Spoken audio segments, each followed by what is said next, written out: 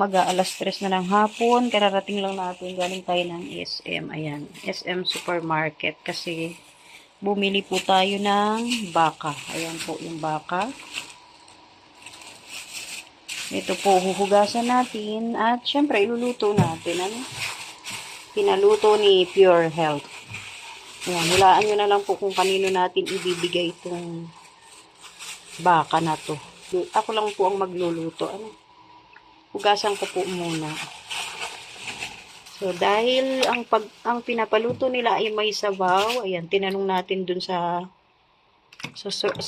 bantay kung ano po yung pwede nating pangsabaw. So, ito po yung nirekomenda niya. Kaya, ito na po yung binili natin. O, di ba malaman naman? Yan, hugasan po muna natin. Tapos, ipipressure cooker natin para malambot. Hindi na mahirapan yung pagdadalhan po nito, no? Abangan nyo na lang po sa vlog ni Pure Health kung para kanino po ang ating iluluto na to. Sinabawang baka. At syempre, dumaan na rin tayo sa palengke. Ito, binila natin ng mais kasi lalagyan natin ng mais para manamis-namis. At syempre, meron ding pechay bagyo. At repolyo, no? Repolyo, saka bumili na rin tayo ng beans. Ayan, para kompleto, no? So, ito lang po yung sinadya natin doon sa sentro. Ito, para man yan sa akin. Tissue lang yan na binili ko para sa aming panggamit dito.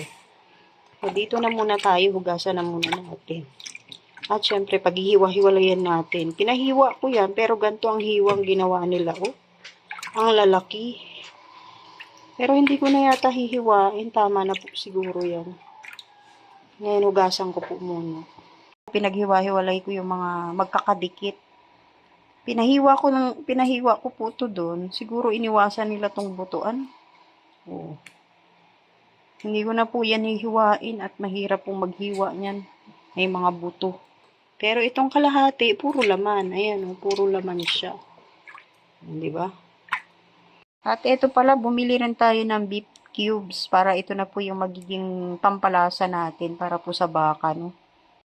Ito na po yung baka, nahugasan na po natin, malinis na. So, ilalagay na lang muna natin sa ref kasi itatanong pa po natin kay Pure Health kung anong oras natin to iluluto kasi yung pagbibigyan natin, aalamin pa natin kung nandun din sa bahay nila, no? Mahirap naman magluto ng wala naman yung pagbibigyan natin. So, tatanungin muna natin si Pure Health, no? Antayin natin yung abiso niya kung iluluto na. Ngayon, lalagyan ko ng asin. Kasi baka mamaya pa natin lulutuin to. So, para maiwasan natin bumaho yung karne, lagyan natin ng konting asin. Ayan. Tapos, ilalagay ko sa ref. Ayan, alas 6 na po ng gabi at iluluto na po natin yung baka, no? Ayan, dahil malinis na po ito, isasalang na natin. Ito na yung ating pressure cooker. Sasabawan na lang po natin yan. At isasalang na po natin. Ayan na, sinalang na po natin yung baka. At ito na po, hinugasan na natin yung mais. Ilalagay na rin po natin doon para lumambot na. Sabay na sa baka. Pag lumambot yung baka, malambot na rin to. Hihiwain ko na lang po, no? Nahiwa na natin, lagay na muna natin yung mga nahiwa natin dun sa atin. So, ayan na. Nilagay na natin lahat. Ngayon, tatakpan na po natin at aantayin natin kumulo. Hindi ko na po lalagyan ng asin kasi kanina, nung hinugasan ko po to, bago ko ilagay sa ref yung baka, nilagyan ko na po ng asin. So, ayan. Tatakpan po muna natin at hintayin natin kumulo. Ayan na, naku, pumipito na po ang ating pressure cooker. At ngayon, maghihiwa na po tayo ng kakailanganin natin na panggisa rito. Ay, hindi pala. Maghihiwa pala tayo ng sibuyas, bawang. Yung mga kakailanganin po na ilalagay natin doon. Ayan. Hinimay ko na talaga yung mga bawang ko, diba? Ito, sibuyas na po lang ilalagay natin para mabango. Habang inaantay natin na lumambot yung ating baka, ito hihiwain na po natin at huhugasan ng mga gulay. Ayan, labas na natin ang beans, repolyo, at saka yung ating pechay bagyo. Yan, i-prepare ko lang muna to kasi naglalaba rin po tayo, no? Gabi na, di pa tayo tapos.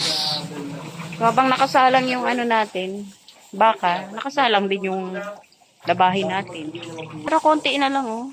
Matatapos na tayo. Tingnan mo si Pure daldal ng daldal sa live. Pinatay na natin yung apoy kasi inorasan natin. Ano? So, ito, naghiwa na po tayo ng sibuyas. May pula at dilaw. May bawang na rin tayo. Ito na yung gulay. Nahugasan na natin. Ayan. At ito. Ayan na. Ready na.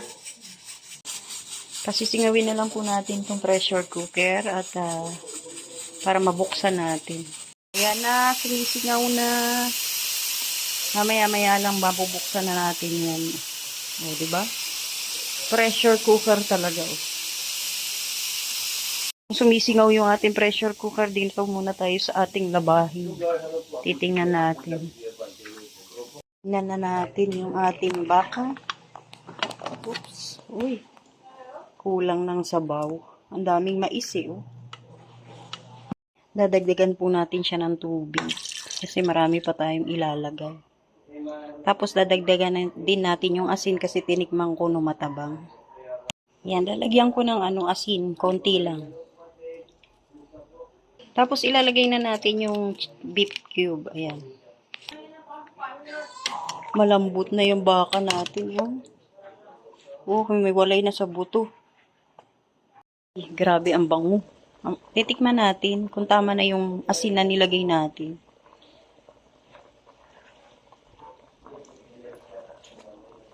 Wow, ang sarap. Lasang baka.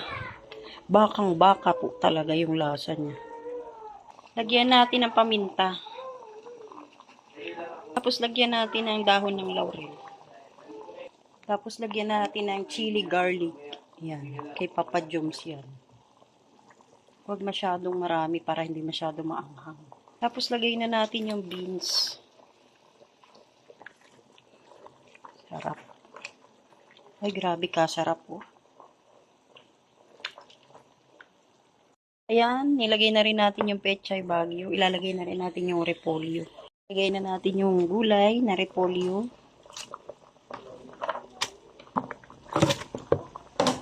Puro gulay na oh. Tapos lagay na natin yung bawang at sibuyas. Ayan na, okay na po. Luto na oh. Yung ating nilagang baka.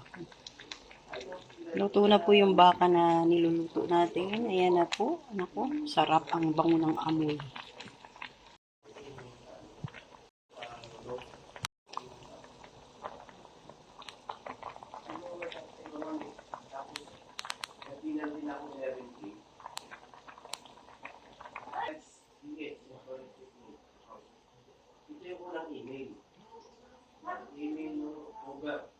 Dahil tapos na tayo magluto, ngayon dito na tayo magpo-focus sa ating labahin.